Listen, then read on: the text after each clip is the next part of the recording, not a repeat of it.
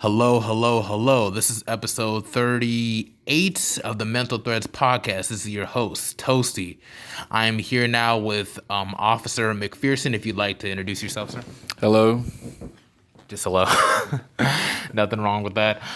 Yes, I met Officer McPherson, I think, sometime in September. Was it September? I think I was having a really tough time and everything. August or September. It was August or September, I believe it was. I think it was most likely September because, it takes a little bit of some time. Yeah. I was going through a very tough time. We had chopped it up for a little bit while waiting for my counselor to come through so I can speak to him and everything. And we pretty much went into a very long conversation. This isn't really the first time in a sense where I've pretty much spoken to a police officer where it's just like it was pretty much on some chummy type stuff. I recall like sometime, I think my sophomore year, I got really chummy with a Officer D. I don't think she works here at the moment, but it just kind of gives me as a person new insight in regards to like connecting with people of different occupations. I know that police officers tend to get a bad rep in regards to a lot of the time, but at the same time, we're all human beings and it's just a job, and the same that they still got to do their job. And intro and everything, what pretty much led you to being like a police officer, Mr. McPherson?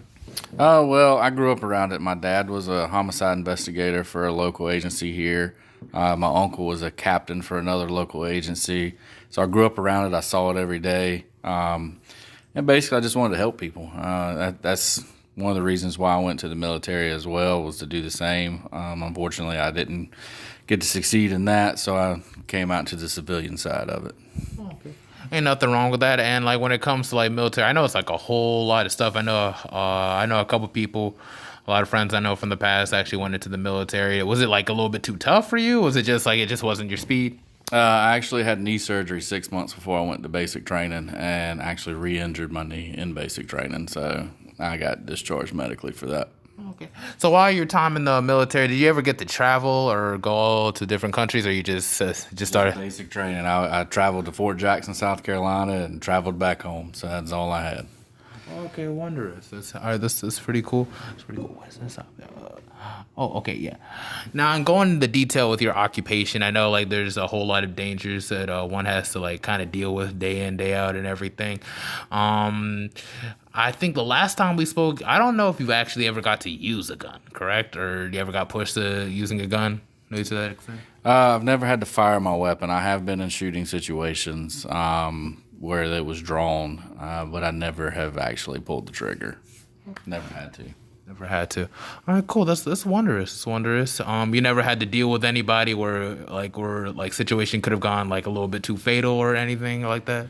I have. I've been in some situations where somebody's taken their life in front of me. I've been in a couple situations where people have pulled weapons on me, but I've been able to talk them out of using said weapons, or went a different route and used a less lethal method to take them in custody. Okay, cool. That's wonderful. So it's like, I know like with a lot of police officers, especially in the media, like it's always seems like there's those ones that are just kind of trigger happy and they're just quick to kind of pull the trigger. Usually probably in a sense maybe fueled by, I don't want to say like, maybe any bias or anything or any hatred towards any group of people, but maybe in a sense, maybe they might have like PTSD or some type of like a mental illness that probably wasn't, wasn't focused on at the time. In regards to like people who do that, I know you probably come across them maybe once or twice, or is it just like had to deal with them to any extent? I've never had to deal with an officer to that extent. Normally the people that are like that, they just lack training. It's not really a PTSD thing, because I suffer from that myself, but it's more of just lack of training, lack of being able to talk to people. A lot of this job is, like I said when I talked to you, it's like 90% common sense and 10% skill.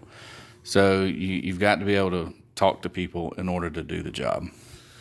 Definitely got to be able to talk to people and everything. I know, like you pretty much been working on campus for how long, sir? I started in 2018, so on a campus level. Before that, I was not. So 3-4 years on a campus. Okay, 4 years on the campus. Okay, that's cool. That's cool. But back, I know you stated something about someone taking their own life in front of you. Could you go deeper into the situation? Because you don't have to if you don't want to. But I just want to know. It was just a guy. We had a bunch of dealings with his son, and he had, I think it was stage 4 cancer. We had dealt with him the week prior, and then all of a sudden he just decided he was going to set his house on fire. And then as soon as we got there, he pointed to the house, and we thought something was off, so we turned back around, and he had already done it. So, yeah, it's one of those things that you don't want to. I don't want to talk about it just in case his family is listening or anything like that. But I mean, he did what he thought he needed to do. Okay, well, dang, that's really sad. So, like, to summarize though, like, a loved one of his had cancer, or did he have cancer? He himself had it. Oh, okay, so he just didn't want to deal with it anymore. He was. I think it was a pretty serious diagnosis at the time, so he was just done. Dang, that's just really sad because I know, like, when it comes to like stuff like illness in regards to cancer and stuff, a lot of those things feel like it's kind of outside of your hands and stuff. And there's one thing people hate to feel is like helpless in various situations. So I could really, I don't want to say like relate to him because it's like at the same time we all got our uphill battles to deal with, or we're kind of pushed to push to the edge and everything of that nature. But if anybody else is listening and they're probably having situations in which they just feel like they can't move on, it's always good to have a list of people, loved ones, whether it be friends, family. Make a list of them, whatever you can. Maybe put their contact information right next to their name so that maybe you can call them if you are considering, going to that route. I know like the suicide hotline, you can definitely check in with them too, so they can pretty much redirect your thoughts. Also, I know even in my case, I want to be like, I kind of got them on speed dial, because it's just like, at the same token, it's just like, the thoughts may linger and the options do stand out. But, there's always another option. There's always another thing to consider, regardless of what you might be dealing with. And there's always another tomorrow, too. So it's just like, another day to like change your habits, do something else, stuff of that nature, as I spoke on a different episode with Taylor Huntley, and stuff of that nature.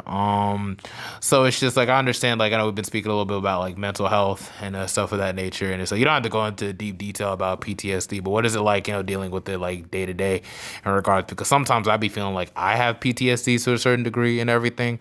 I know like last time we spoke to it, I know your triggers, it kind of coincide with like stuff that you hear, like maybe like stuff of that nature. Like, what is it really? Because you don't have to discuss it if you feel like it's a little bit too personal, sir. With me, it's it's day to day. So some days I have good days, some days I have bad days. Here lately, I've been having a lot better days, but you just feel like you're in a pit and you can't get out of it. I don't really know what triggers mine. It's just some days I wake up just blah, and I know it's there.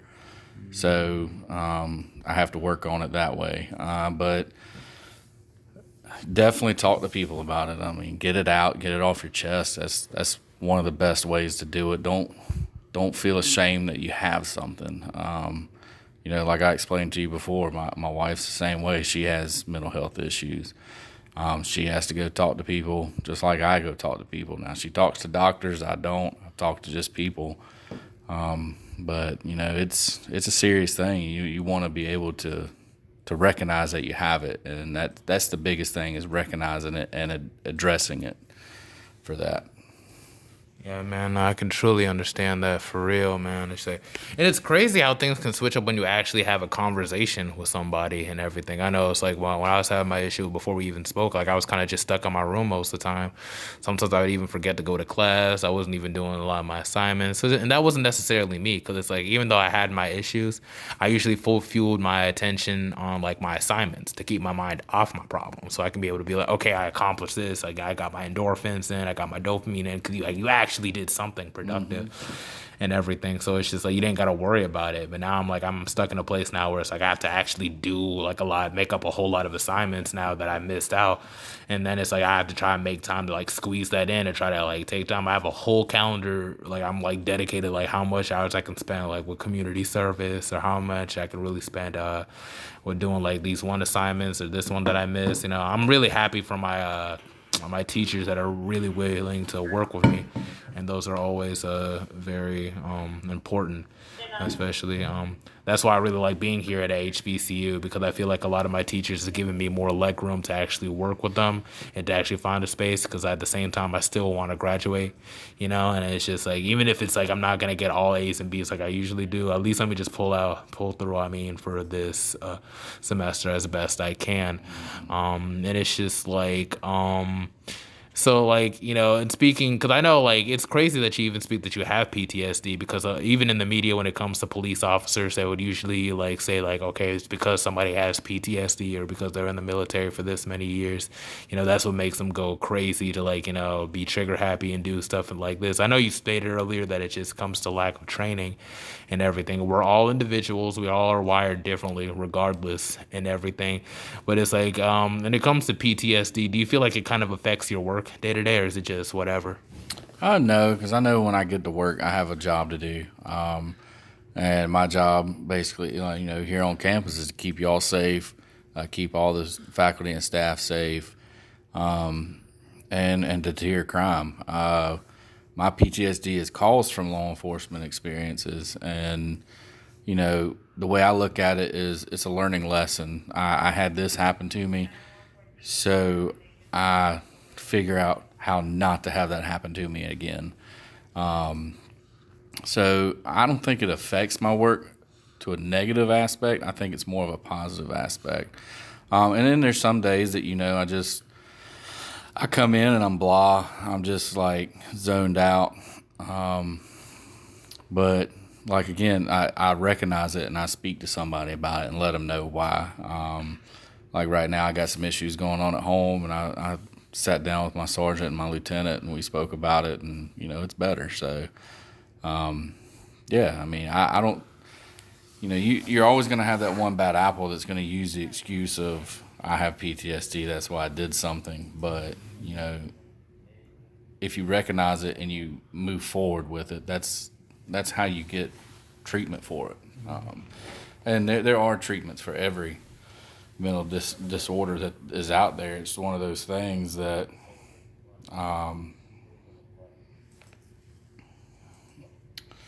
it's just you have to be able to recognize it and move forward and get help. Like I was explaining, you set goals, set those small goals, and reach that goal, and then say, well, now that I got here, I'm going to go to this one. And that's basically what I do. Ain't nothing wrong with it. Ain't nothing wrong with it in the slightest, man. Like, I know it's just like, it's all really just a matter of just really taking the proper steps to reaching the treatment that you needed to. Like, I know, like, even before I started going back to counseling again, I took a hiatus off that since I was 21, because it's just like there's a sense of, I don't want to say embarrassment or whatever, but because I feel like the more I depended on just trying to like vent out to people, like it's not really going to like fix my situation, whether it's physiological or whatever. I don't know like what it is. But in regards, like I'm still going to my counselor. And I just sent him an email, see if he can send something to another counselor to really help that really specializes in the issues that I'm dealing with. Because like the thing is, like with me, it's like, it's a whole lot of like, I don't want to say like I'm just like a mixed bag of mental illnesses or whatever, but it's like it's really just like there's depression, anxiety, body dysmorphia, and everything, and just stuff of that nature, and like some other stuff that comes with it.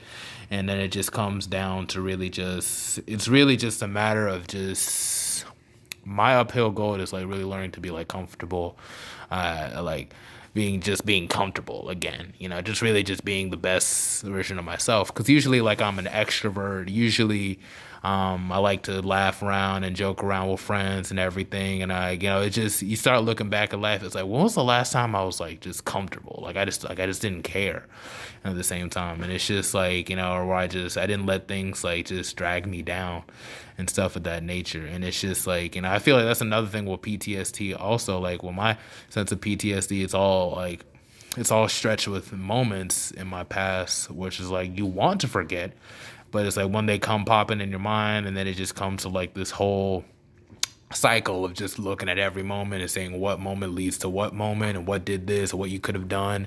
And it's just a cycle of shame and guilt, and just like, maybe I should have never spoke to this person, maybe I should have never talked to this person, maybe I should have never have, like, crossed paths with this person, or maybe I should have never wore this article of clothing this day, or did this day, or maybe if I didn't do this.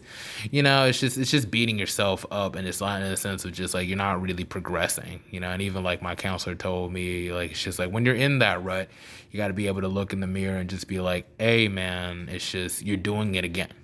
Just cut it out, redirect your thoughts again. And it's just like, I don't know how many times it's like the whole day was just wasted because I'm just stuck in my head, so focused on what other people are doing. I was like, oh, are they talking about me? Or, oh, like, is this person connected with this person? Or, oh, this person's friends with this person, so they must be doing this. This is too much mental torture. And it's like, I'm not even in the same city as like a lot of these people anymore, And it's just like, and all at the same time, I'm thinking about moving to DC. And it's not even because of them. It's really just because of an opportunity. I'm considering going to grad school, which I really need to apply to like soon and everything. But it's just like, before all the seats start taking place and they don't give me any money. But it's just that, like, and my counselor even told me, let's just like, just focus on the future and everything. Just, it's okay to look back at the past every now and then, but it's also better to just focus on the present and plan for the future. So it's just stuff I try to keep in mind also. So it's like in other topics, like in regards to like your life, growing up before like becoming a police officer and everything, what are some things that pretty much that you learned and everything that I feel like that helped serve you in this stage of your life right now? Um, Honestly, I don't remember a whole lot from when I was younger. I grew up in a broken home, so I was the typical American kid at the time in the early '90s, late '90s, and early 2000s. Grunge era. Yeah, so I mean, I didn't really have a home life. It was more of I was basically out on the street, raised on the street. Me, my brother, and my sister, we didn't have parents to take care of us. We raised ourselves. So that's all I can remember from it, honestly. So, when I deal with certain people, I can relate more to them. And I think that honestly helps me on the job, being able to sit down and talk with somebody that grew up in the same area that I grew up in, or the same style of area. Because I'm gonna be honest, I grew up in a rough neighborhood. So I had to learn to think on my feet, be able to think quickly and react quickly to certain things. And I think it's helped me out with this career for the past 14 years now. It's definitely helped me out to be able to think on my feet. So. Oh yeah, surely, but also like relating to others too, because if you come from areas of poverty or maybe of adversity and everything, it's easier to relate to others. Or it's like somebody, I'm not trying to say everybody like that who's maybe like rich or maybe they live in a high profile lifestyle or have issues where they can't have compassion. But it's like usually when it comes to people who grew up in areas filled with adversity and conflict, it's not hard for us to see the perspective of others and everything, because you've seen like so many other people that are very, very low in a sense. I kind of got to see both ends in a sense, because it's like, because same broken home situation, but it's like, in my case, it was mostly just like, we started off like pretty well and everything, like apartment complex, whatever, baby, whatever. But then my folks were able to become homeowners also in the suburbs for a little bit. Well, something like the suburbs. It was East Side Charlotte, so it's just like, you got a house, you're pretty good. And then it was just like, at the same time, things happen and everything. The marriage seems to break apart. You see it all the time, a lot of domestic violence and everything. I was that kid that always had to worry of like whether if I was gonna come home. I had to be greeted with the police coming there and everything over domestic violence. It's really not, it's not pretty and everything, and then you always think it's normal. Like, okay, you have parents fighting, it's just, it is what it is. But it's really not. But at the same token, at the same time, it's like once you get to see that, how people shouldn't like interact with each other and everything. I feel like it's because I've seen like stuff like, my parents like, kind of like, being confrontational with each other, that I try to learn to be more logical when it comes to situations. Like, let's just have a conversation first. And if someone says something I don't like, I don't really respond to it as much. I just don't really care, but I feel like that's one of my biggest issues too. Like, it's just like on one hand, like you're very logical and you're intellectual in regards to the situation, but at the other hand, it's really hard to really set boundaries with like your peers sometimes, because it's like, I'm not going to argue with you. Like, why are we arguing for? Why am I being put where like you're beefing with yourself? Or you forget why you're arguing. Like, really, it's just like, it's just like I feel like I see myself as a man first before an animal. It's just like just thrashing out at people, lashing out at others. It's just not the way to like carry yourself, especially when you reach a certain age, because then it starts getting kind of legal at some point. Yeah. So it's just like, my next obstacle in life is really learning how to defend myself, like without having to hurt other people. At the same time, like still using my mind to communicate. Like, it's just some things just aren't worth even like, addressing, because it's just like, what is that? But when it comes to your experiences through work, I know like you work on campus and stuff like that nature. It's just what are some things that just happen on campus that just kind of like took your eye, or where you feel like it's just like, oh, it's just whatever. What are some things that happen that are just kind of like, oh man, like I can't believe that happened or whatever. Honestly, I mean, the campus is a city in its own. I've worked since 2008 with local municipalities, not local to here, but small agencies, sheriff's offices. I worked at UNC hospitals. Here, I mean, we're dynamic in the sense that we have over 9,000 people in a small, confined area at any given time. In the summertime, there's a lot less, and then at winter break, but, we have just as much crime that the city of Durham has that we have to deal with. It's not as serious as the city of Durham. We have our, petty larcenies, domestic issues. We have mental health issues that we have to deal with. But not only that, but we have to deal with what's on the outside of campus as well to try to keep it off of campus. We had the incident a couple weeks ago at the parking deck. It was very tragic, but it sheds light that, it doesn't really matter where you're at. It could happen at any time. It's just whether or not are we prepared to handle the situation like we did. And honestly, I believe we handled it very well. But that's a rarity. You don't see that a lot. Our normal things, of petty marijuana charges, or just that stuff we just deal with on a case by case scenario. But we do a good job. We have good leadership, and I think that's why we do a good a job as we do, is the leadership that we have. Here we try to get out in the community more so than Durham might do, just to get to know everybody. Like, I see you all around campus now. Before I met you, I never saw you on campus. It's just like once you meet people, all of a sudden you see them all the time now.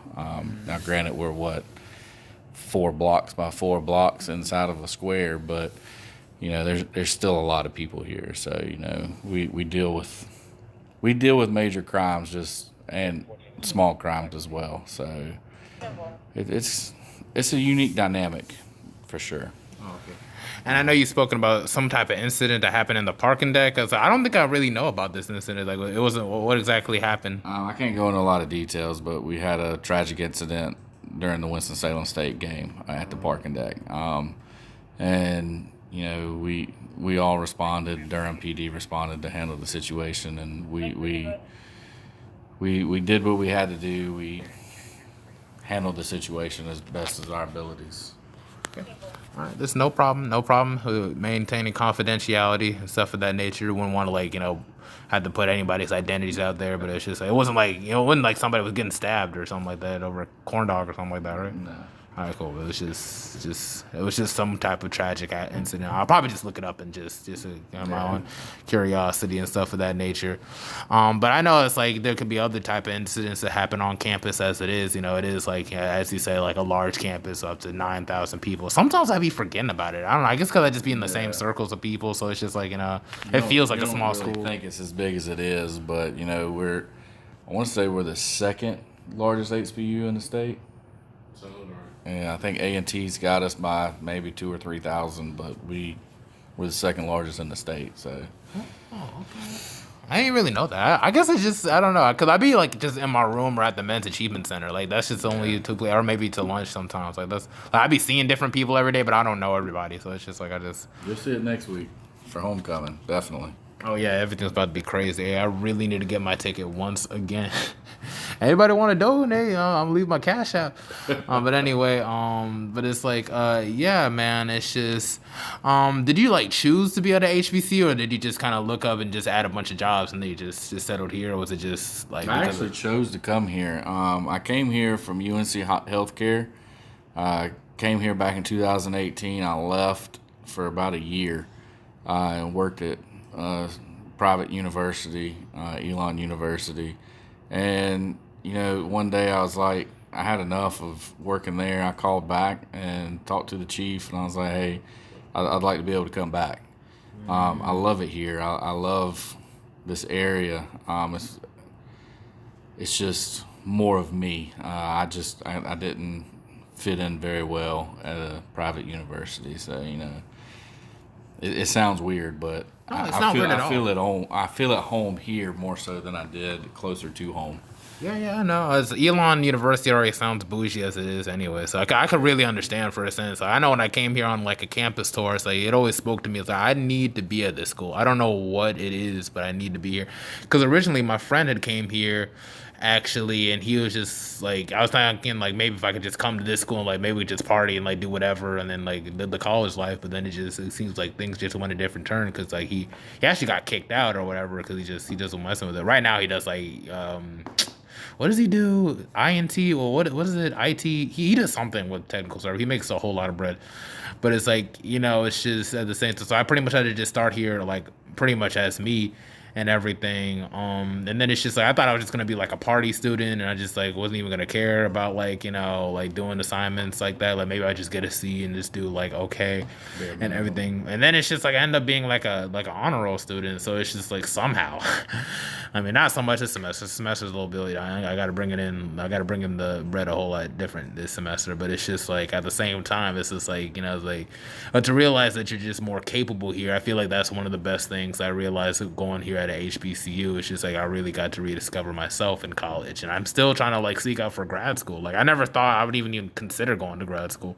I always thought grad school was for super smart kids or whatever, but it's consider it's really an option for me, and my mentors want me to go to.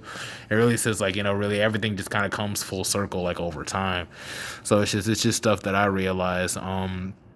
So in regards to other experiences that you had to deal with at work and everything, I know it's you're more a person that likes to just communicate with the people that he's working with and so on to give them a sense of clarity. Is there anybody just on the sidewalk, maybe some insurgents on the, I don't want to say the term insurgents because they're going to think I'm talking about ISIS or something, no.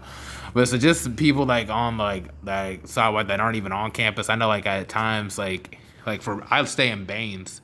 So it's a lot of the time we be having guys who don't even go to the school or probably like living like a couple houses away just kind of break in and just go like chill in the girls like showers compartment, which is like, what are you trying to accomplish with that? I swear if they just would have got some new clothes and put on some cologne or would have like just like walked on campus just to talk, they probably would have like gotten some numbers in. I get a phone number, it ain't hard. But it's just like, just stuff of that nature. Just people just walking on campus who don't even go to school and everything, just doing all types of stuff. How many times do you had to deal with stuff of that nature? About every day. I work straight night shift, so it's not hard to recognize the people that don't belong here. Our students interact with us. The general public just walking through, they're going to ignore us or try to ignore us. But we've dealt with a lot of inebriated people or intoxicated people, and it's a case by case basis on that one as well. If they're just walking on the sidewalk down Fayetteville Street or Lawson Street, we're not gonna necessarily mess with them. We might check in to try to identify and make sure they don't have a warrant or they're not supposed to not be on campus already. But if they're in the Greek Bowl area or something like that, we're probably going to end up trespassing them, or if they've already been trespassed, then we're going to end up taking them to jail or charge them for trespassing. Here lately, we've dealt with quite a few that were trespassed prior. We've got one. I know him personally. I've dealt with him since 2018. He's a good guy. He's got some issues, and so with somebody like him, I'm not going to charge him particularly just because in his mind he thinks he's okay. But I try to, last time I dealt with him, I took him to the resource center to get help. So I'd say maybe every other day to every couple of days we deal with people like that. Not necessarily in the dorms as much, since we've revamped the security systems. In order to get into the dorms, you basically have to be let in. So if we catch them in the dorms, it's because somebody's let them in or they walked in right behind somebody. But now we have the security at night in every residential hall that we have, so they're supposed to be picking up on that as well to help us out. Because we've got 5 people working and we can't be everywhere at once. There's over 60 buildings on campus, so we got to be able to see them somehow. And now we got the camera systems up and running. So yeah, that's it. Yeah, man, I feel that. I feel that a whole lot. I know it must be tough being a police officer, man. I have to deal with all this, especially like 9,000 people and everything. I know. Do you know any like martial arts moves or anything like that? Are you like a martial artist, or it's just like Krav Maga or something like that? I do. I studied Krav for about 5 years. I taught the basic levels for about 2, so I know a little bit. Cool, because I just spoke with somebody on Instagram who like pretty much he's like a martial artist too, and he said that Krav Maga is like one of the easiest like to learn, like not the easiest to learn, but just the fastest to pick up on in the first couple weeks and everything. Is that true? Depends on who your instructor is. Unfortunately, my instructor was one of the originals that trained with the person that founded Krav in Israel, but it's effective. It can be easy. It's easier than jiu-jitsu or anything like that. But it basically keeps the person safe. It helps you learn to stop the threat. If you are being attacked by multiple attackers or even just by one, it teaches you to use any means necessary to stop the danger. That is cool. So it's like for police officers, it's like mandatory for y'all to learn some kind of martial arts, or it's just something you do? No, we get taught subject control and arrest techniques, which is basically, how to not have somebody take your firearm away, or how to properly handcuff somebody. I don't know if that's taught in every state. I know North Carolina, it's mandatory. It's a 40-hour course during the academy, and you have to do refreshers once a year for 4 hours or so. but I do know probably about 80% of law enforcement officers do some sort of MMA training on the side. I could be off with the numbers, but I know quite a few. That is so cool. Cause I'm still trying to figure. Cause that's on my bucket list. I know it's on my vision board, especially. Like I don't know why there's just a picture of just somebody doing karate is like on my vision board. But it's just like cause I always want to learn some form of martial arts. I feel like yeah, sure. I feel like I have a good height and everything, and I feel like there's some strength like in my arms and legs and stuff of that nature, and some kind of durability. At the same token, I feel like I at the same time could be kind of clumsy with it. Like it's like it's just like if somebody like really like came at me or whatever, like I don't know how to like orderly like take that person out. Like if it just like that like what if I trip and everything and then I have to like get on the ground and everything like that. So I be thinking about things like karate and like stuff like Krav Maga or maybe jiu-jitsu, Brazilian jiu-jitsu, because like it can really teach you how to like take control of a situation while you're on the ground and everything. And it's just like how long did it take you like to learn Krav Maga? Like really like the first 2 maybe 3 weeks before you feel like you can just kind of defend yourself, or was it just like was it really that quick? It was like a couple of days type thing. It was a while because when you go to a Krav studio, it's a high intensity, low interval workout. You're going nonstop with short breaks. So after the first day, I could hardly move. But I'm a bigger guy. I have a long reach, so it was probably about 2 to 3 weeks, roughly, when I first started to feel more confident in it. And then after a couple of years, it just becomes routine. You get that muscle memory. You remember it. So when you go to use it, it's always going to be there. You're not going to forget it. If you're interested in it, there's actually a Krav studio by South Point, straight down Fayetteville. So if you go all the way down Fayetteville to South Point, it's going to be on the left-hand side over there by Ruth Chris, and there's a Mexican restaurant that it's right beside. Oh, so it's like we're walking right past the Checkers and everything? Oh, way past Checkers. So it's on the complete opposite end of Fayetteville Street. So it's about 8 miles down the road. So if I want to treat myself with like a shake back and everything just to make up for all the pain, it's just like it's definitely something to consider.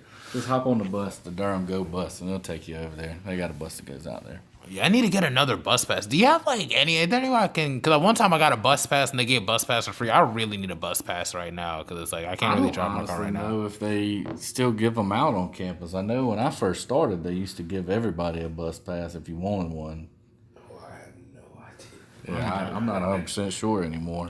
Yeah, I'm definitely to go ask some questions, man, because I gotta get mobile again for real. And it's just like, but it's like for like looking up the Krav. Is it really like a high? I don't want to say.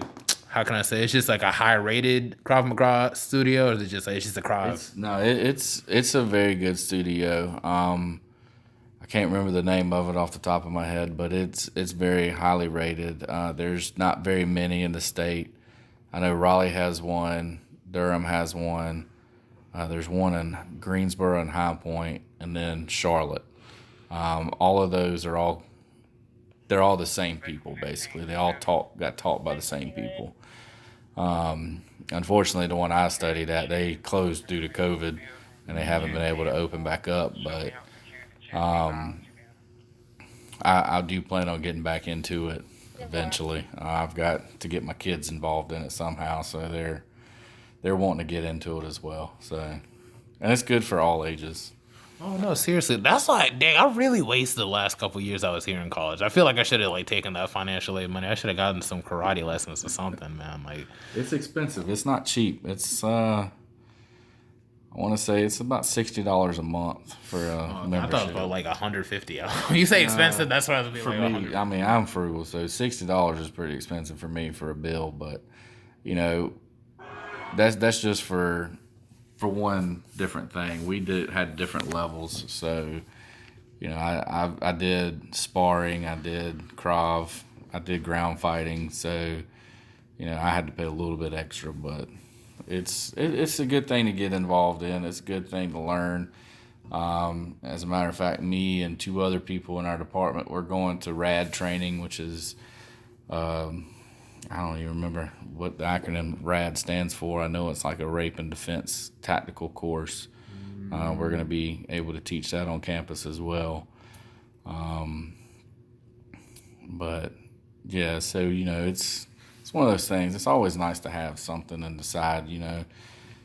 If you know a little bit to help yourself, you know how to defend yourself. So Maybe I can consider like maybe saving up for some money for November. It's like I don't know if I'd have time because like like I'm saying, I'm literally trying to. I'm so backed up with so much work, man. It's just like it's just like I don't know if I have time. I'm trying to see if I can finish strong for this semester and everything. I'm not trying to put excuses out there, but it's just like it's definitely how many times you have to go like throughout the month and everything. Like maybe 3 times a week is all right, or is it just like you have to go every day, like an hour a day? Because I could probably do an hour a day and everything. well, they split the classes up. They're about an hour class, and they split it up in different levels. So you have level 1, 2, 3, 4, and 5, and I want to say they do it every other day for level 1, just so you get used to it. I was going 5 days a week, so when I would go, I was in there for 2 to 3 hours at a time, but I was doing multiple different things at the same time. Okay, I need to really, really, really consider, especially for November, like case, because like maybe at least if I can just get something. I really, really, gosh, I keep thinking like, man, what was I doing the past 3 years? Because like I could have been doing like multiple things, man. I'm still trying to see if I can get my community service hours up. I think I'm like 40, maybe 30 hours behind, but it's just like But it is what it is, man. It's just like, do they have like belt systems with Krav Maga, or is it just like you just get better over time? Like, There are belt systems. The highest belt is obviously black belt. A lot of the studios around here go by a color coded system or a level system now. But there are belts. If you go to a true Krav studio, there's belts. The one I was at, we did different levels. So you had level 1, level 2, level 3, and then ultimately level 4. And level 4 was as high as we would go because level 5, you were basically a master. Yeah, pretty much. Okay, well, it's like if I just want to just learn how to defend myself just against an average person, I don't have to be a level 1. Seriously, just level 1? Okay, so like, what's good for level 2? What to be like in tournaments? No, so Krav is not used as a tournament fighting technique. It's not recognized in the fighting aspect for tournaments. But, in order to level up, you have to go through a 2-hour test that is nonstop. And it's basically testing your skill and on what you've learned throughout however many weeks you've done it. And on top of that, you have to pay to take the test. It's like $100 or $200 to take the test, and the further up you go, the longer the test is. So you'll have an hour and a half, 2 hours for level 1, 2 hours for level 2. Going in from level 3 to level 4, it's like a 3 to 3.5 hour test. That's the way we did it. It was very grueling, and it was painful. Dude, I'm not used to my 20s right, man, because I'm 23 now, and I'm just like, what? Like, gosh, I came to college at age 20. I really could have dedicated at least 1 year to martial arts. But anyway, it's just like, but it's not too late for me, though. Like, 23 ain't like too, still pretty much still fresh. Nah, because the lady I was taught by, she was in her 40s, and she was small, petite, small frame, but if she hit you, you'd remember she was there. Oh, okay. Well, yeah, it didn't matter how big I was. You would remember it. And she could throw you down just as quick as somebody that's 6 foot, 280 pounds. So. Okay. I'll keep that in mind, not to mess on any old women. It's not really on my bucket list to do stuff like that, but it's just like, okay. But she started learning at 40, basically. No, she started learning young. She used to live in California, and that's where she studied it. And once she moved out here, she opened up her own studio.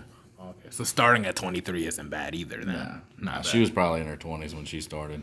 Oh, okay, cool, definitely, because like then you actually have the money to actually finance the damn lessons, of course. But it's just like we have stuff of that nature. I'm gonna be moving to like Washington D.C. The following year, and that's what the plans had and everything. So it's like if I wanted to get some lessons in before then, maybe like for a month or whatever, probably by the end of the month, it's like, well, can I be like level 2, or it's like I would probably say no, just because there's a lot to learn to level up to level 2. It's a possibility if you're a quick learner. Okay. All right, but it's like, but how long would it take usually? I don't want to ask for like usual people, but it's like, but on average, how long would it take like to get past level 1? I think we normally made them take at least 8 classes. Oh, okay. So 8 hours worth of training, and then you'd have to be able to pass the test. And level 1 is just the basics, basic strikes, basic kicks, your stance, your movement in your stance, stuff like that. Being able to move like you're supposed to. But yeah, I would say about 8 classes. So if you took them fairly quickly and they offered the test. Now our test we did like once every other month. So, it was always on a Saturday. So, you might be able to if you could get everything down pat. Okay, so 8 classes can be done in a month though. Yeah. Okay. Cause I'm like, then 8 hours. Okay, that's just a 1 hour a day for like 8 days. Like, okay, that's not really too crazy, but it's like, yeah, especially if it comes to like defending yourself against the average person and everything, it should be all right. Pretty quick. All right, cool. I could definitely look into that for sure. I could definitely look into that and everything. And it's like there isn't a certain body type. I know like when Muay Thai, it's more like people that are just more like it's more focused on the legs and like the core and everything. It's Krav Maga. That's mostly like it's more like a striking type of thing, or is it just more like a core thing and a leg thing? Or is it all just balanced? It's all of the above. It actually combines multiple different martial arts into one. So a lot of the strikes are like Muay Thai strikes. The ground fighting is the jiu-jitsu style. So it's, and then you mix in like arm bars and basically stuff like that. So I mean you're mixing a lot of different martial arts into one to make a martial art that's designed to end the threat. Is how they'll tell you is to stop the threat, and you don't stop until the threat stopped. That is amazing. Because it's like I think I spoke about Krav Maga on a different episode and everything and stuff of that nature. But I think one of my friends taking it. Maybe you can hook me up maybe in December. Like maybe if I do start it off like here, then maybe And a go lot to of the studios studio. they'll offer like a free class for your like an intro. They'll let you go do an intro class for free. Oh, okay. It's for like a lower price. is the one up the street. Does So it it do the same actually thing? moved. I do believe they do it. Let's We see. can probably exchange a lot of the information after this because we're actually got 14 more minutes. Yeah. And I don't want to have to waste all day time just talking about martial arts and Krav Maga. It's like so I can do an officer. You're talking about Krav Maga for like 30 minutes. But anyway, but if we had to go into detail, because I know you said you've spoken to like I know you spoken to a couple famous people. You spoke to J. Cole and everything, and like pretty much. Would you go into detail about like what you and J. Cole pretty much spoken to? I know it's like this is a weird transition, right? You're talking about Krav Maga, now you're talking about J. Cole, the rapper. But it's just keeping in mind. It's just like so. It's like I know like you spoke. He was like a very genuine person. This is like and for the birth of his child, correct? It was. I met him the day that him and his wife came in to have their child when I was working at the hospital. And honestly, for somebody that's so famous, he's the most humble, down to earth person. Michael Vick was the same way when I met him. But honestly, out of everybody, J. Cole just stands out in my mind as being the most humble person I've ever met.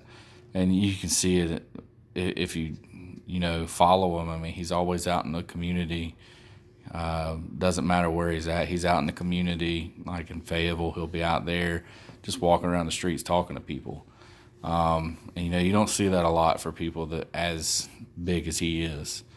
And I spoke to a security guard that he has that lives on his farm that he owns. And, he was like, I've worked for Michael Jordan, Scottie Pippen back in the day, and this is the best gig I've ever had in my life. He's like, he looks out for us. So, he was nice. His wife was, under certain circumstances, she was fairly polite. Given childbirth, I wouldn't expect her to be calm and making rash decisions, but she was a very nice lady. And then, Michael Vick, when he was here a couple years ago, he was late due to weather conditions, and, he stayed longer just to make sure everybody got a chance to talk to him and meet him. So, you have people like that. Then you got certain people that as soon as their time's up, they're out the door. Justina Valentine a couple months ago when she was here, she was humble, nice. She stayed as long as she could. And Trina, when she was here a couple years ago, she did the same thing. I never really dealt with the concerts. I was always on patrol when the concerts happened, so I don't know how those artists handled it. But J. Cole was definitely by far, in my 13 years of meeting people, other than, Coach Krzyzewski or Coach Roy Williams, he was the coolest person I've met in 13 years. Oh, cool. That's wonderful. Like, cause it's like, J. Cole is one of my main inspirations. As you know, I do music also. I don't know if you listen to my mixtape yet, or whatever. I haven't Haven't got to listened. yet. That's okay. I'll probably exchange information in regards to my mixtape soon. You go trip out now. Definitely on my SoundCloud. But it's just like, yeah, it's like I always feel like, J. Cole is like one of my main inspirations into doing this thing for sure. And it's originally like Tupac and Biggie, obviously, and everything of that nature. But it's just like, I always feel like J. Cole never had to come across as somebody that was like trying to be a thug or whatever, or try to be like a super hustler. He was just like just like everybody else, but trying to make it through this life just like everybody else. And he just found an artistic way to actually express himself. So it's like, I always felt like, that was kind of like, not like my test to life, but in a sense, but just learning to like express myself and to be authentic with myself when it comes to applying like my arts into like a pen and paper and everything. A lot of his audience are people who are college age students and people even in high school. That nature too, and I feel like that would be like my audience also. I speak a whole lot about like mental health in regards to my music and everything. I only got like 12 songs out and everything at age 23. I'm trying to see if I can change that like at age 24. Maybe if I could put out like 50 more songs, if I could put out more projects. I know I've shown you the cover of a lot of the projects I've been thinking about doing in the future and stuff of that nature. And it's like, it's really cool that it's just like, you're a whole officer and like you even have stories like even meeting J. Cole and everything.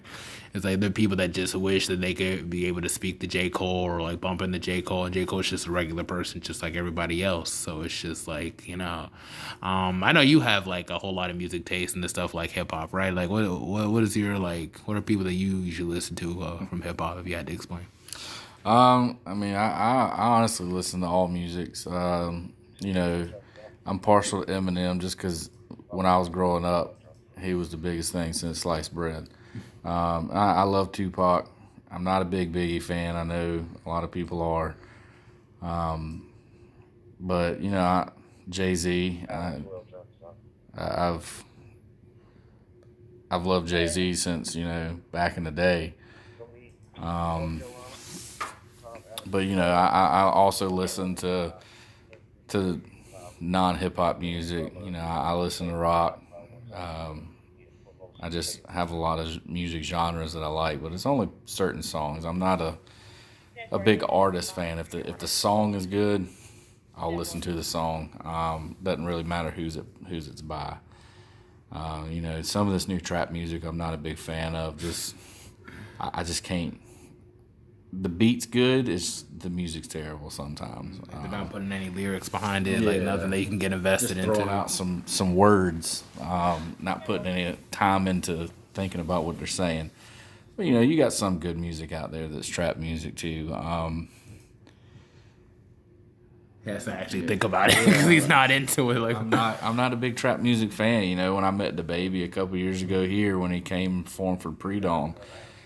He was a cool cat. I never knew who he was until that day, and then as soon as I met him, I was like, well, let me listen to some of his music, and I'm a fan. I mean, he talks crap about the police, but hey, I like his music. I'm not going to hate on somebody just because they don't like the job that I do.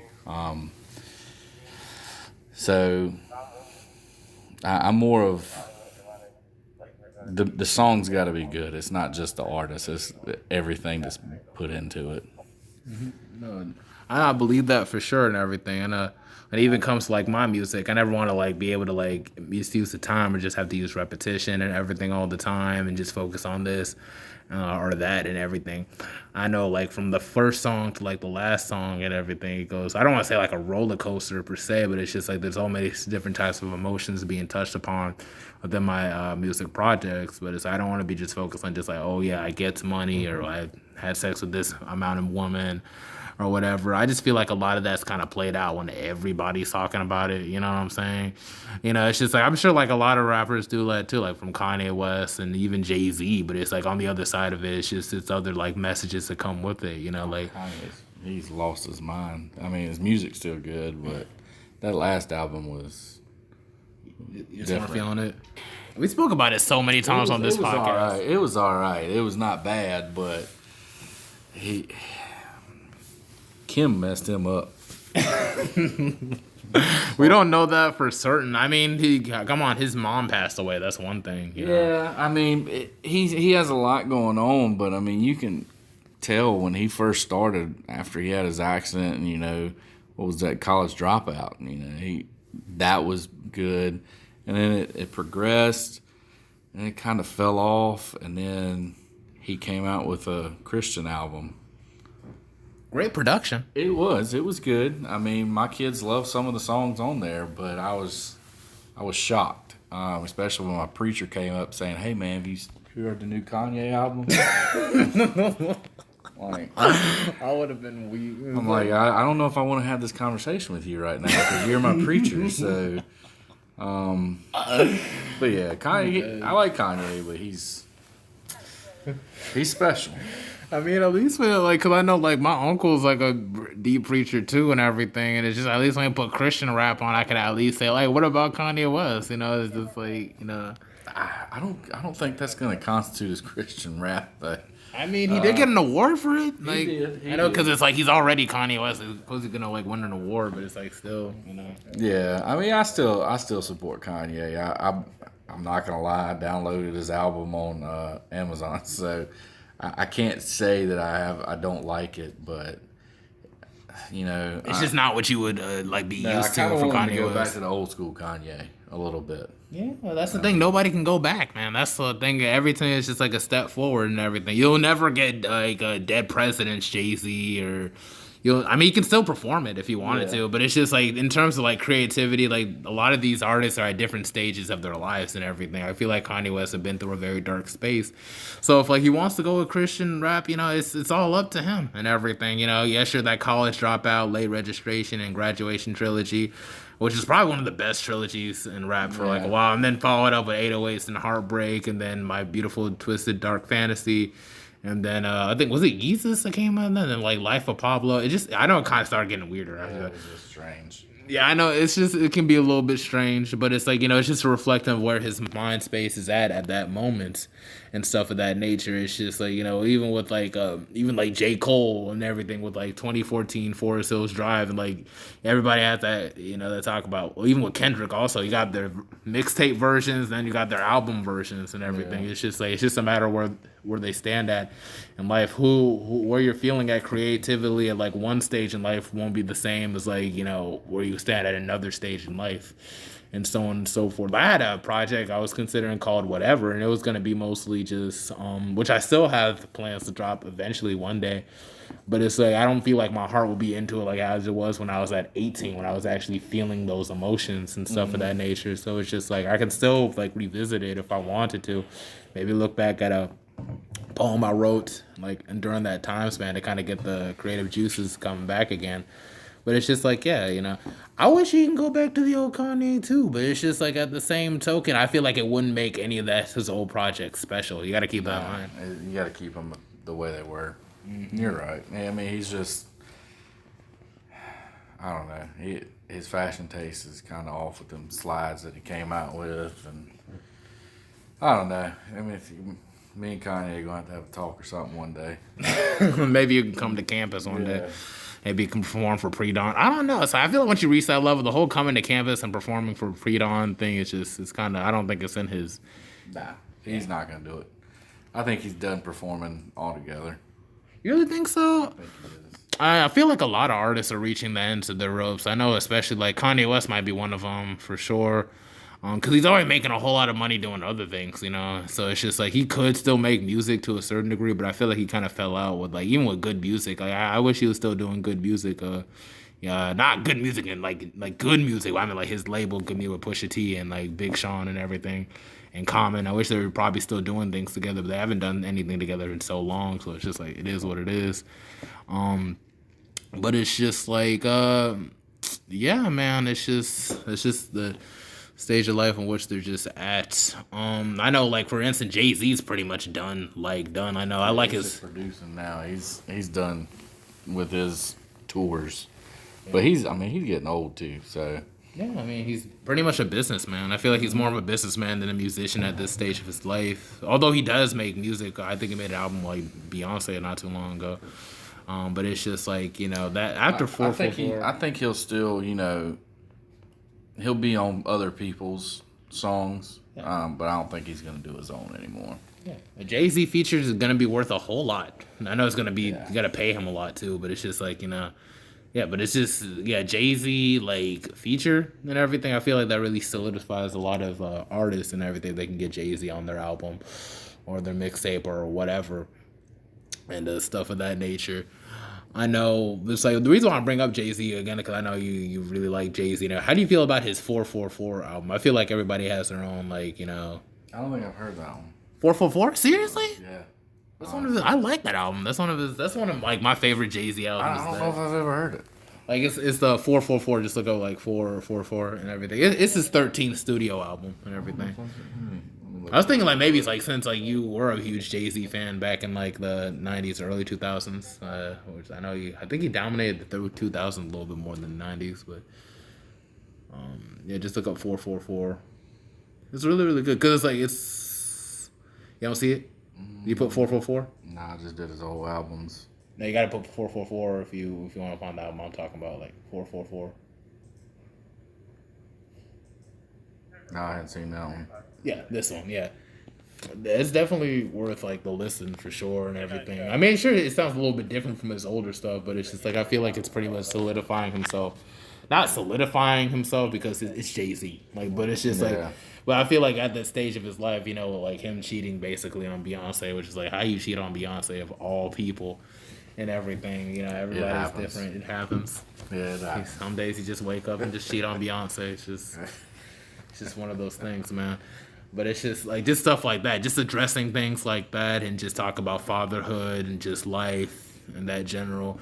It just really reflects that, like, at the same time, a lot of these people aren't the same as, like, they used to be. And they're just really trying to fall in sync with, like, really just, you know, where they're at that stage in life. And I feel like it was a necessary album for me at the time because, like, I was transitioning from leaving high school and really just had to, like, deal with a whole lot of responsibilities at the same time. I had just gotten my driver's license at the time. I was still trying to drive back and pick up my brother from, like, football practice and drop him off there. So it's like, you know, it just went from like me, like I think back to the times when I was a kid and like just being like I was a class clown, trying to be a class clown, trying to be popular, and now it's like I have to like go to work, try to see if I can get my license.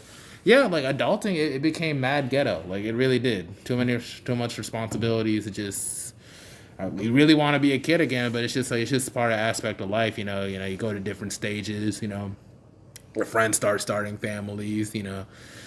You're at a stage. I'm at a point now where it's just like I'm trying to think of what if I want to stay in North Carolina, if I want to go live in Washington D.C., which is like I'm choosing D.C. for certain. Really, just getting that stuff all together and just handling all sorts of matters in between. You know, like now I'm about to graduate, which means like I have to make a list of people coming to my graduation and stuff of that nature, and you realize that you really fell out with a whole lot of folks like from your past and stuff like that. I feel like this stage of my life it's really just a matter of just, you know, just let the past go. Oh snap. What's that? Oh, okay. Yeah, no, y'all be. Yeah, it's just YouTube. Disrupt. But it's like, yeah, but definitely listen to 444 and everything, because I know you are a Jay-Z fan and stuff of that nature. It is something like to really consider. It's a really, really put together project. I know we're reaching past the hour mark and everything. If you have any advice for the students on campus, just in life in general, or just in regards to like homecoming coming up and everything. Yeah. By the way, what is your crazy homecoming stories? I know you got a couple crazy homecoming stories. I don't really have any crazy ones. We